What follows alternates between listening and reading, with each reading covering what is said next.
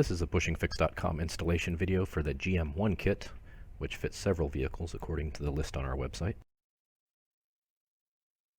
The original cable end looks like this, and it comes in two pieces that are clipped together, the main body, and there's an insert.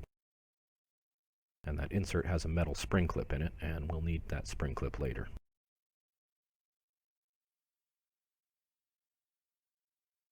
Depending on how your cable end has broken, you'll need to cut out the center section of the main body. You can use a small set of side cutters to do this, and you'll need to make about 3 cuts to do it.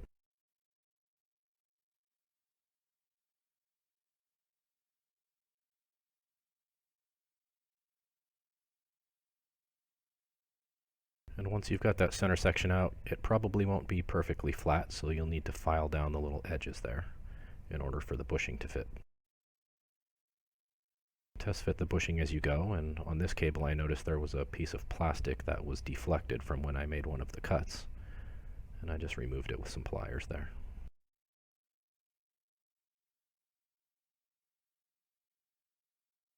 After test fitting the bushing, check and see that the lever protrudes far enough through the bushing that you can get the clip on, and if it doesn't, you may need to file off the little piece that protrudes from the main body.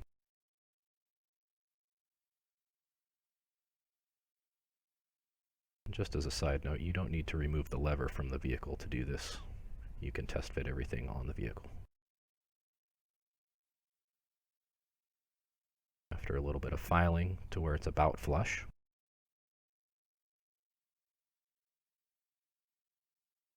you should be able to put the bushing in and put everything over the shift lever, and the shift lever will protrude through the bushing enough that the notch comes through far enough that you can get the metal spring clip into place.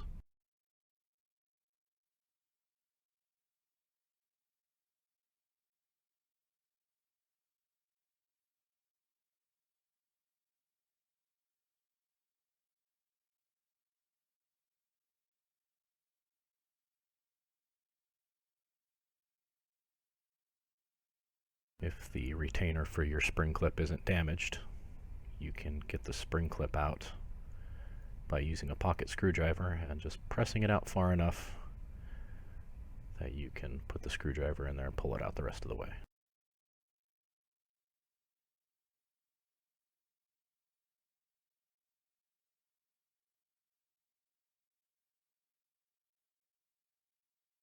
The spring clip ideally presses over the top of the pin, but it's easiest to get one of the legs of the spring clip into the groove first.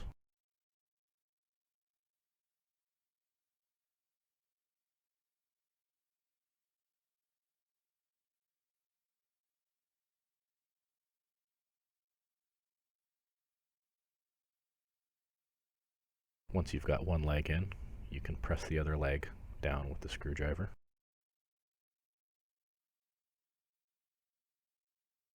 And this requires less force and more patience. If you're just patient with it, it'll go in pretty easily. Once it's in, be sure everything pivots nicely. Shift the vehicle back and forth to be sure everything is installed correctly, and that's it, you're done. Thanks for watching.